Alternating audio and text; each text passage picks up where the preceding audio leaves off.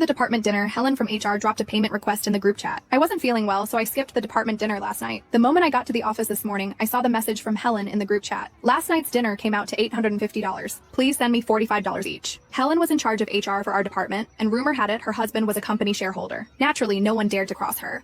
The payment notifications started popping up one by one. I figured it had nothing to do with me and was about to put my phone away when it buzzed again. Helen had tagged me. Alora, you too, don't forget. I wasn't even there. Thinking she'd simply forgotten, I replied in the chat to gently remind her. I never expected her to explode. She launched into a full-blown tirade right there in the group chat. What's that supposed to mean? The dinner was priced per head. I booked everything in advance. It's your problem that you didn't show up, but that doesn't mean you're exempt from paying. Are you really so broke you try to skip out on $45? Helen's words were utterly merciless. My face flushed hot with embarrassment. I had messaged her privately yesterday to explain I couldn't make it. She told me it was no problem, that the restaurant charged by the dish, not per person. What changed overnight? A colleague sitting next to me leaned over and whispered, Laura, you're new to this department. You really don't want to get on Helen's bad side. But this wasn't my fault. And more than that, what she said was just plain nasty. I took a screenshot of our conversation from the day before and posted it in the group. I tagged her directly. Helen, yesterday you said it was fine. Why the change of heart today? If you had told me up front, I would have just paid it. Are you that hard up for my $45? The moment the message went out, I could hear a collective gasp ripple through the open plan office.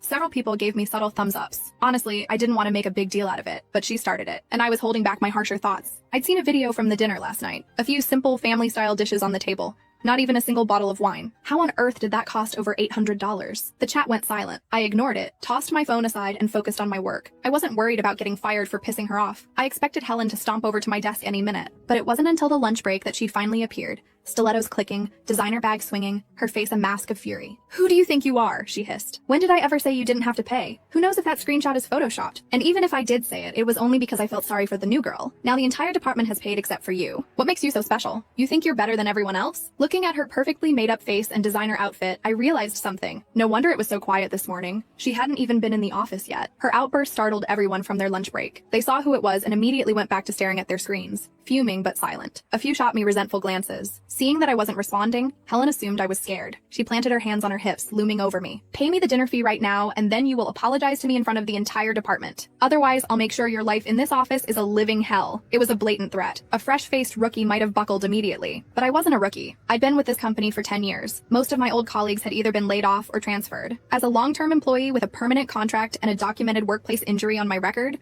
I was practically untouchable. The company couldn't fire me without a massive headache. I wasn't scared at all. In fact, the thought of what was coming thrilled me. Fine, I'll pay, I said. A smirk spread across Helen's face. That's more like it? I cut her off. On one condition. You have to admit, right here and now, that you can't survive without my $45. The second you say it, I'll transfer the money. Deal? The smirk on Helen's face froze. When she finally processed what I'd said, she slammed her hand on my desk.